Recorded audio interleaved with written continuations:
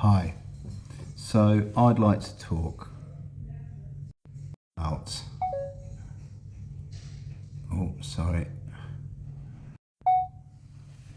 I'd like to talk about funding for NHS detentions relative to the Swindon-Worcester case law, because it's really confusing for me, and somebody else or anybody else in the same situation as me might have found it confusing too.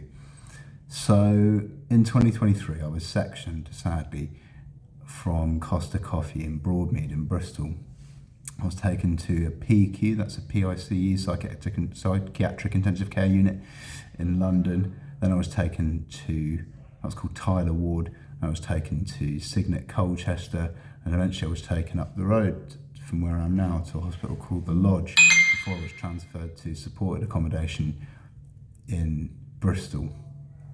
When I was in hospital, after about 6 months from being sectioned in January 2023, this was, I was shown a property, a placement in like Gloucester somewhere, and I had an NHS Devon Partnership Trust social worker.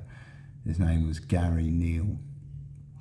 So this guy, Gary Neal, helped to try and assist with my discharge and my Section 117 aftercare planning.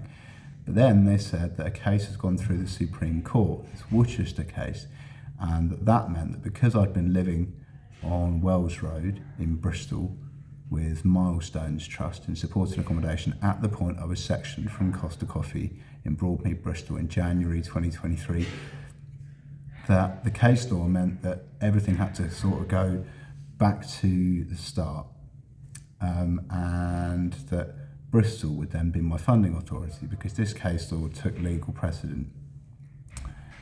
So then I was given a Bristol social worker. That's quite good timing actually. Here you can see a text from her.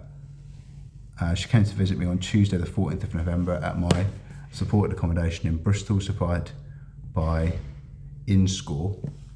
She was a Bristol City Council social worker. But during this detention in hospital, I have had a sort of like a switch of funding authorities, and there's this really complicated document which I'm already at 3 minutes into the video, so I'm going to try and explain quite briefly. But since I've been in hospital this year, I've been in hospital since I came to this hospital on the 2nd of August 2024. It's now the 10th of March 2025, so I've been here for quite a while. I did have a social worker from South Gloucestershire City Council and Avon and Wiltshire Partnership NHS, right? Because I lived in Bristol. So they were kind of treating me as a Bristol patient, and they were talking about trying to find me supported accommodation in Bristol. I had a 6-week discharge planning in place. And so that was how that was. I'll show you a picture of a letter that I got from that social worker. That said, "Dear Brad, I'm writing to provide you with the AWP administration email address as discussed over the phone. Purpose of this email service is not to provide two-way correspondence, but to pass on messages when required. Should you be unable to contact myself or your care coordinator, Patrick Grindle, using the recovery team administration provide number provided. This inbox is not monitored." So we had a bit of a dispute because I didn't really feel very confident that she wouldn't give me an NHS email address or an NHS phone number. And I tweeted to South Gloucestershire City Council, have a look on my Twitter page, just scroll down through the replies.